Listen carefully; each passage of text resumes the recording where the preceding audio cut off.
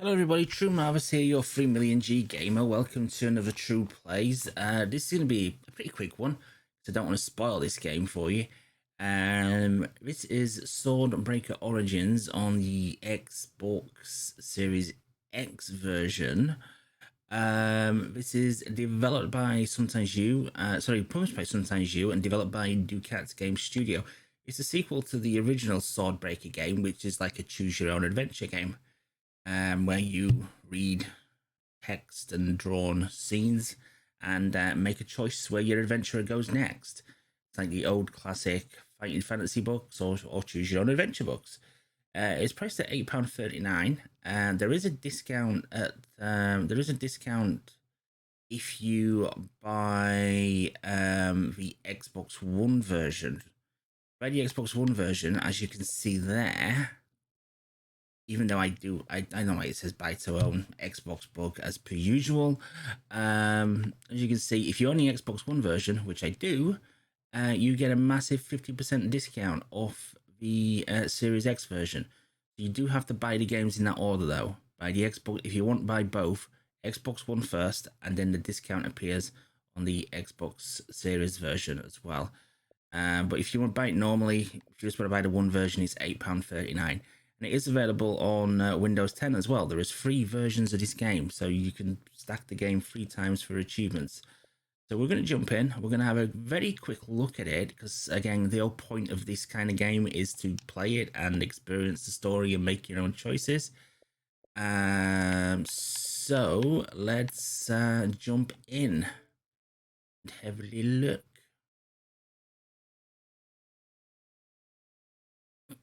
So it will be a quick video because, again, I show you too much. It kind of defeats the object of you buying the game, doesn't it? The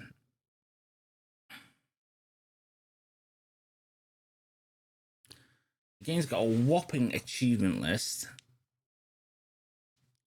think it has 68 achievements. Yeah, so a lot of achievements.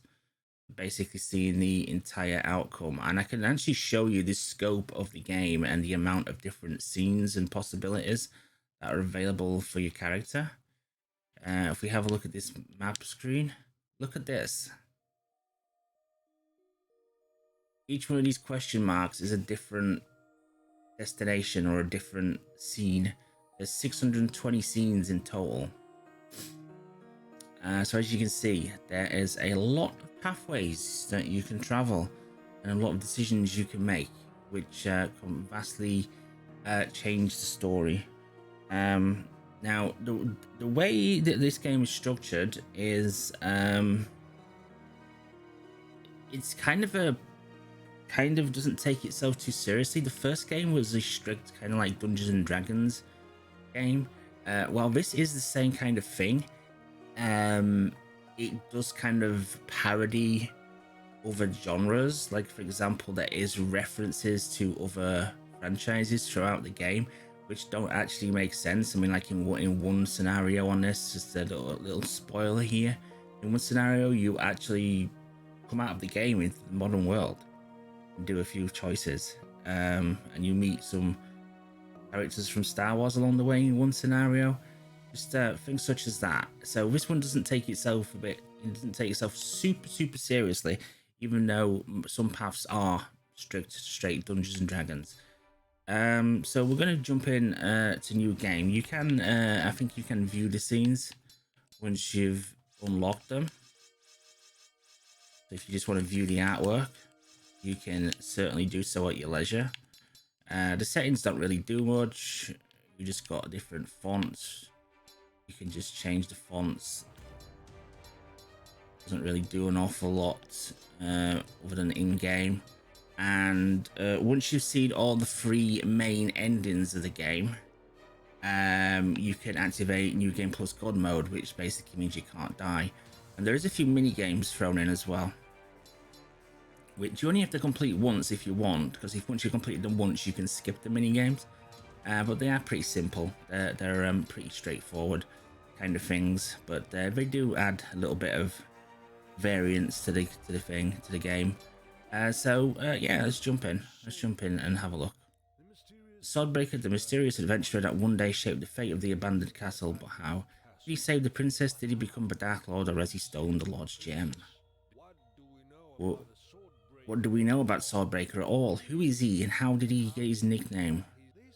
The story will tell you about a time when a naive new boy wasn't the Swordbreaker yet, and he would have to face his fate at a young age. And who knows if he becomes that same man known for his adventures in the castle, or if a totally different ones await him. It all began at his home in a village. It's voice acting, this, isn't it? There we go. So there's you show your stats. You can scroll up and down the screen here. I'm not going to read all this out because my voice will go hoarse, but you can see you make it do that there, and your choices are 1 and 2 at the bottom. So if we get into the game, and you just literally, the gameplay is literally just moving between these numerical choices. And that's basically it. That's the crux of the choose your own adventure. There's no combat as such, but like I say, there is some mini games to play. So yeah, we'll just have a look at a few scenes. Beautiful artwork, writing's okay to good in places. Like I say, you use the right stick to control your down air, and these are statistics. You get karma of a hero, a killer, or a coward based on your current story actions. And it just gives you hit points there. You've got 3 hit points, so certain scenarios will put you into combat, and if you make a poor decision, you'll take some damage. You can take 3 hits before you die. There's obviously a map screen there. One of these will be populated. There we go. Look, we're at the village there. Look, so we viewed that scene. We viewed that scene. So you can figure out, if you wish, which scenes you haven't got to by using the map. It will help a little bit. But yeah, that's where we are.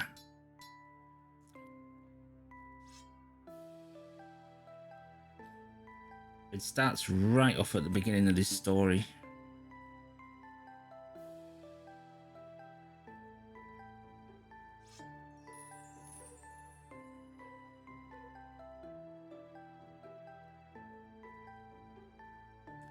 That symbol flashed up there, I think. Story action Diablo. Don't know what that actually means.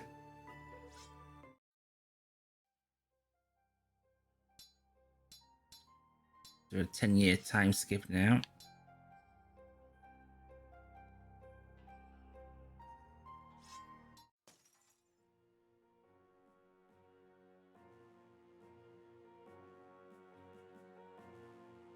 Been attacked by a snake. Look, we've lost a hit point.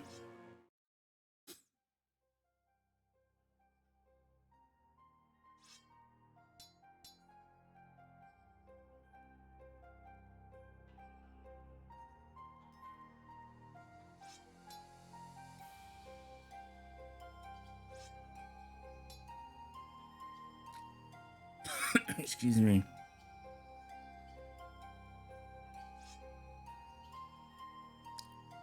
If you want to read the text, pause the video so you get an idea of the text.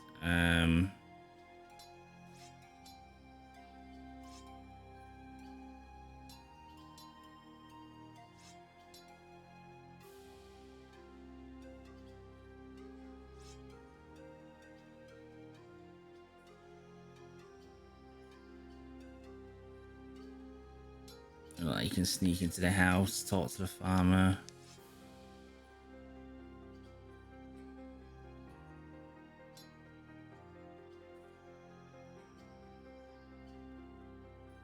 You can kill the farmer if you want.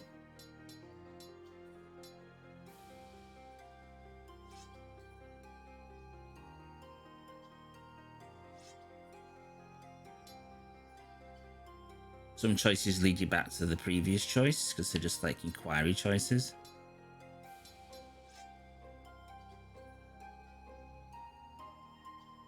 Wants us to kill a chupacabra.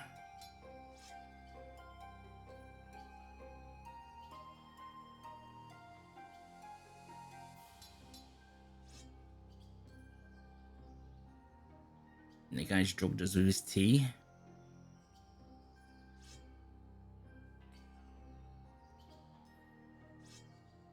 And here's the minigame. This minigame's a bit crap. You've got to attack the orange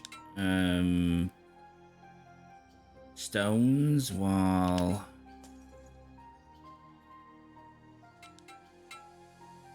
getting the green ones through. That's what I think you've got to do anyway. This one's very odd. So the mini games are super simple.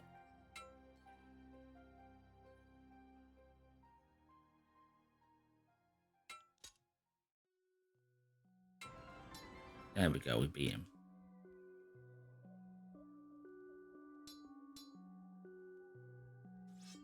I don't want to make this too long because the whole point of the game is to discover the story yourself. That's why I'm kind of skipping through the text rather quickly, just to give you a flavour of what the game's actually like in a way. I've not unlocked any achievements yet. The achievements when you make certain choices to get to certain scenes will just pop automatically. There is a great guide on True Achievements if you do want to follow a guide through just to get all the achievements. It does take a little time though. You've got to do like 20 plus playthroughs in total to get all the achievements in the most efficient manner, or in an efficient manner anyway. There we go, we took damage again.